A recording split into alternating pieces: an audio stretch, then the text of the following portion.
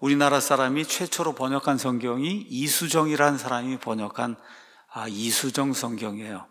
그냥 보통 우리가 마가복음 그렇게 이야기합니다. 이수정의 마가복음. 자, 언더우드 아펜젤러가 제물포를 통해 들어올 때 한국 사람들이 복음을 전해야 되겠는데 여러분 영어 갖고 오면 안 되잖아요. 그래서 이 사람들이 가지고 온 최초의 성경이 이수정이라고 한 사람이 번역한 이 마가복음입니다. 자, 이수정은 누구냐?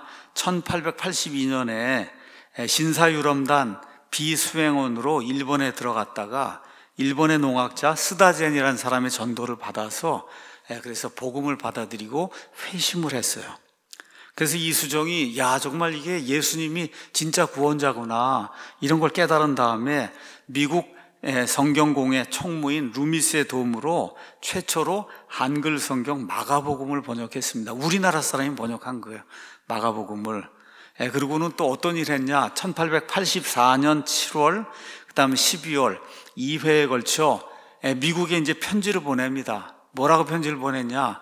이 조선 코리아라고 하는 이 땅에 하나님의 말씀을 듣기 원하는 그런 사람들이 있다. 그러니까 좀 선교사를 보내주십시오.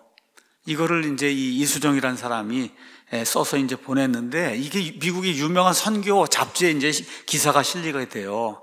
그래서 그 내용을 읽은 이런 미국 사람들이 여기 크게 반응하면서 미국의 북장로교회에서는 언더우드를, 미국 감리교회에서는 아펜젤러를 조선 선교사로 파송하게 됐어요. 여러분 그 당시에 코리아 조선이라고 아는 미국 사람은 진짜 거의 없었어요.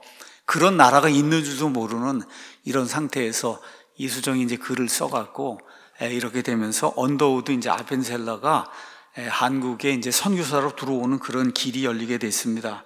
자, 그래서 이 두 사람이 먼저 어디로 가냐? 일본으로 먼저 갔어요. 그래서 일본에 가서 누구를 만났겠어요? 이수정을 만났어요. 이수정을 만나서 조선의 말, 풍속 이런 걸 배우고, 그리고 그가 번역한 한글 성경 마가복음을 손에 들고 1885년 4월 5일 요맘때쯤 부활절에 여기 인천 제물포항을 통해서 조선의 첫 번째 선교사로 입국을 하게 됐습니다.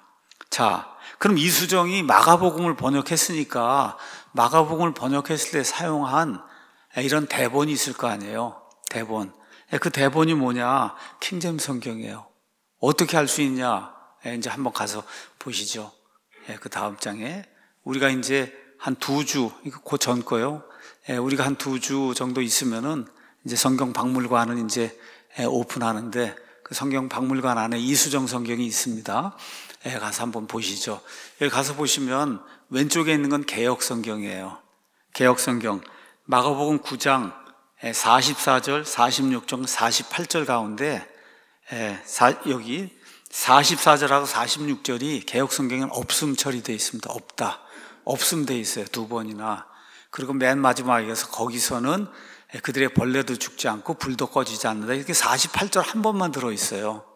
근데 킹제임스 성경은 44, 46, 48이 다 들어있어요. 그래서 오늘 제가 여기 교회에 좀 일찍 와서 그래서 이수정 성경을 찍은 거예요. 오른쪽에 있는 게.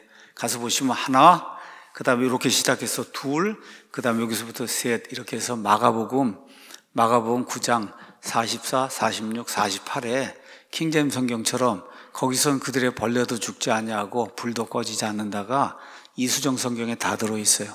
다 들어있다는 이야기는 킹제임스 성경으로 번역을 한 거다. 이런 걸 우리가 이제 볼 수가 있어요. 그러니까 한국 최초의 이 번역된 이런 성경, 이수정 성경도 킹제임스 성경이에요. 또 우리나라 초대 건국 대통령 이승만이 사용하던 평생 동안 사용하던 그런 성경도 역시 킹제임스 성경이다. 홀리 바이블 밑에 싱만리 이렇게 되어 있고 안을 이제 펼쳐보면 넘겨주시죠. 안을 펼쳐보시면은 똑같은 것도 홀리 바이블, 컨테이닝 디 올드 이게 쭉 나가면 이게 킹제임스 성경이거든요. 그래서 이승만 대통령도 역시 평생토록 킹제임스 성경을 봤다.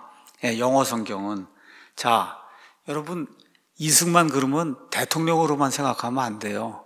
언더우드 아펜젤러가 이 땅에 들어와서 어느 면에서 최초로 이렇게 회심을 시킨 그런 인물이 이승만이에요. 이승만. 그래서 이승만이 한성 감옥에 아마 5년 8개월인가 있었는데 5년 8개월 있는 동안에 약 40명을 회심을 시켜요. 그러니까 우리나라 초대 기독교는 이승만 없이는 이야기할 수가 없는 거예요. 그 이승만이 40명을 회심을 시키고 그 사람들이 나중에 독립운동하고 나라를 살리는 그런 일을 하고, 그리고 하나님의 은혜로 이승만이 미국에 망명생활을 하다가 돌아와서 그래서 기독교에 입각한 그런 대한민국이라고 하는 자유민주주의 시장경제체제를 만들었어요. 근데 그 이승만 대통령이 어떻게 했어요? 대통령 될 때 성경에 손을 얹고 선서했어요. 우리나라 대통령 중에 가장 아마 유일무이한 그런 대통령일 거예요.